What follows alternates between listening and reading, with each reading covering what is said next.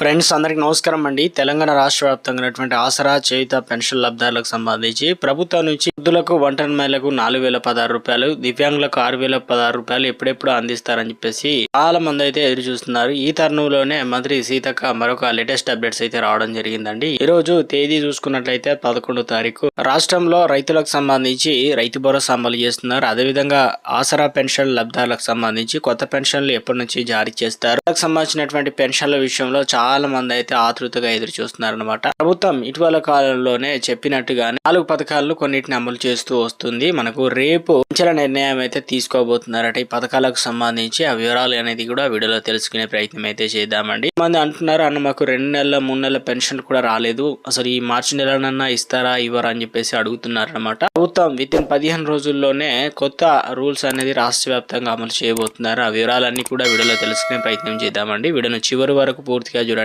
మొదటిసారిగా నాకు ఛానల్ వస్తే తప్పకుండా సబ్స్క్రైబ్ చేసుకొని bell button all notification activate చేసుకోండి.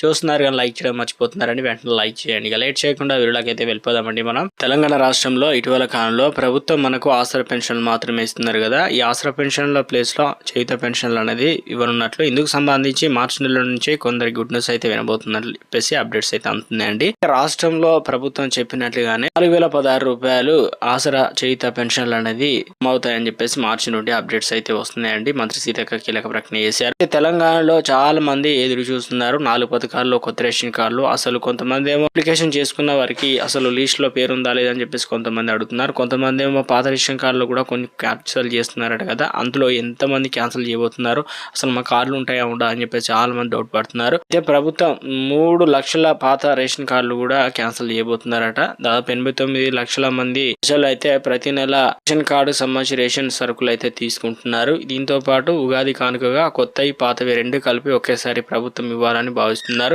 మహిళలకు సంబంధించి స్పష్టత వచ్చిందనమాట. 4 విడతల్లో 5 లక్షల రూపాయలు. ఇక మేస్త్రీలకు సంబంధించి ప్రతి జిల్లాల్లో మండలానికి 2 మేస్త్రీలను ఎంపిక చేసి తక్కువ ఖర్చుతో వారికి ప్రత్యేకమైన శిక్షణ అయితే అందిస్తున్నారన్నమాట. లక్షల్లోనే ఈ ఇండ్లు అనేది కంప్లీట్ అయ్యే విధంగా, ఎక్కడ కూడా స్టాప్ చేసే విధంగా కాకుండా తక్కువ ధరతో ఇండ్లు ఎలా నిర్మించుకోవాలని చెప్పేసి వారికి అవగాహన కల్పిస్తూ ప్రభుత్వం అయితే గుడ్ న్యూస్ తీసుకుందనమాట. వారందరికీ 15 నుంచి డబ్బులు అనేది జమ అవుతాయి అన్నమాట. కొత్తగా ఎదురు చూస్తున్న వారికి ఈ వారం 10 రోజుల్లోనే ఇక రాష్ట్ర వ్యాప్తంగా పథకాన్ని స్టార్ట్ చేయబోతున్నారు. నెలకు సంబంధించిన పెన్షన్లు ఎప్పటి నుంచి అందిస్తారు ఏంటంటే అసెంబ్లీ బడ్జెట్ రేపటి నుంచి అయితే ప్రారంభించబోతున్నారండి. ఇందులో పద్దు అయితే పెట్టబోతున్నారట. మొత్తానికి పథకాలకు సంబంధించి లేట్ అవుతున్నాయి. కొన్ని పథకాలకు సంబంధించి పరుగులు చేస్తున్నారు. నివేదిక అయితే రెడీ చేస్తున్నారు అనమాట. ఒకవేళ అన్ని కూడా సిద్ధమైనట్లయితే కొత్త పెన్షన్లు అనేది త్వరలోనే మార్చి చివరాఖరు నుంచి పెన్షన్లు ఇవ్వాలని ప్రభుత్వం అప్డేట్స్ అయితే అందుతున్నాయండి. నెల పెన్షన్లకు సంబంధించి చాలా మంది ఎదురు చూస్తున్నారు. హోలీ పండుగ తర్వాత 2 నెలల పెన్షన్లు అనేది ఇవ్వడానికి ఛాన్సెస్ అయితే ఎక్కువగా ఉన్నాయట. కొంతమందికి 15 రోజుల్లోనే